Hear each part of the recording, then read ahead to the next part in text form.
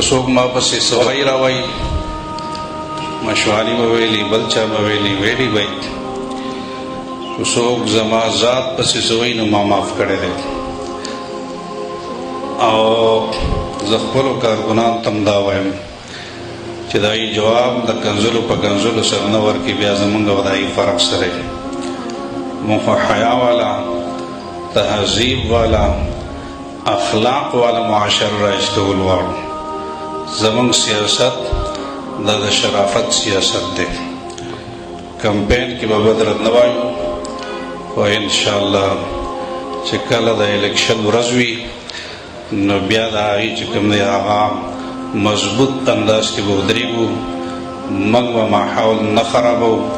او که څوک ماحول خرابوي نہ ان کا جواب پتھر سے دیں گے انشاءاللہ